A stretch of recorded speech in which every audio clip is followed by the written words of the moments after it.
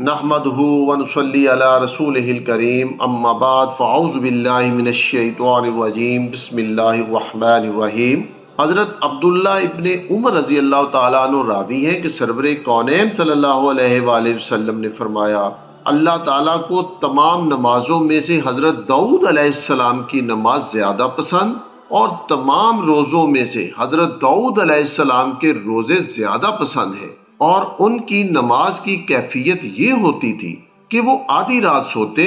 اور تہائی رات قیام کرتے، یعنی نماز پڑھتے رہتے تھے، اور پھر رات کے چھٹے حصے میں سوتے، اور وہ روزہ اس طرح رکھتے تھے کہ ایک دن تو روزہ رکھتے اور ایک دن افطار کرتے۔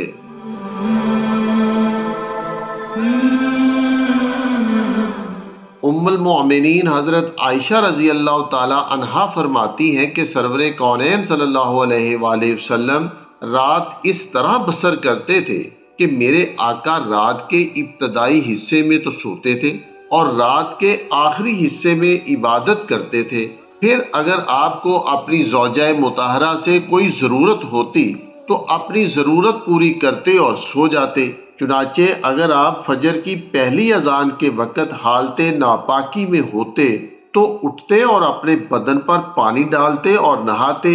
اور اگر ناپاکی کی حالت میں نہ سوتے تو نماز کے لیے وضو کرتے اور پھر فجر کی سنت کی 2 رکعتیں ادا کرتے۔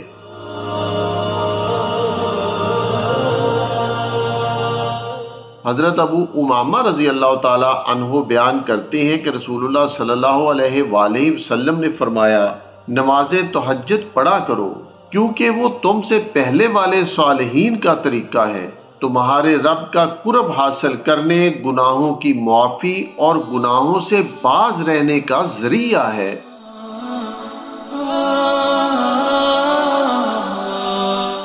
حضرت عمرو بن ابسہ راوی ہیں کہ سرور کونین صلی اللہ علیہ وآلہ وسلم نے فرمایا، رات کے آخری حصے میں رب تعالیٰ بندے کے انتہائی قریب ہوتا ہے، اگر تم اس وقت اللہ کو یاد کرنے والوں میں شامل ہو سکو تو ہو جاؤ۔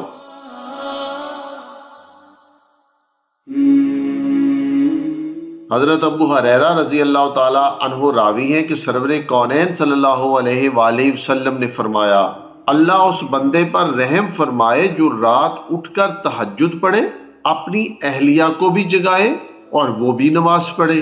لیکن اگر وہ نیند کے غلبے کی وجہ سے انکار کرے تو اس کے چہرے پر پانی چھڑکے۔ اللہ اس عورت پر رحم فرمائے جو رات کو اٹھ کر تہجد پڑھے، اپنے خامند کو اٹھائے اور وہ بھی نماز پڑھے، لیکن اگر وہ انکار کرے تو وہ اس کے چہرے پر پانی کے چھینٹے مارے۔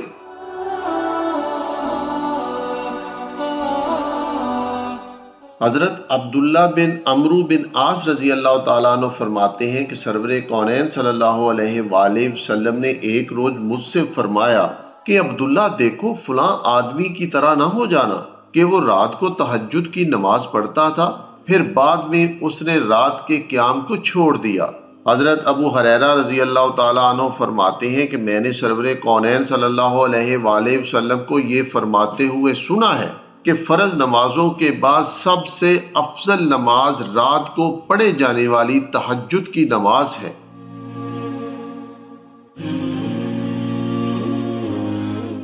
حضرت ابو ہریرہ رضی اللہ تعالیٰ عنہ فرماتے ہیں کہ ایک آدمی سرور کونین صلی اللہ علیہ وآلہ وسلم کی خدمت میں حاضر ہوا اور عرض کیا کہ فلاں آدمی رات کو تو نماز پڑھتا ہے مگر صبح اٹھ کر چوری کرتا ہے۔ میرے آقا صلی اللہ علیہ وآلہ وسلم نے فرمایا، ان قریب اس کی نماز اسے اس چوری سے روک دے گی جو تم کہہ رہے ہو۔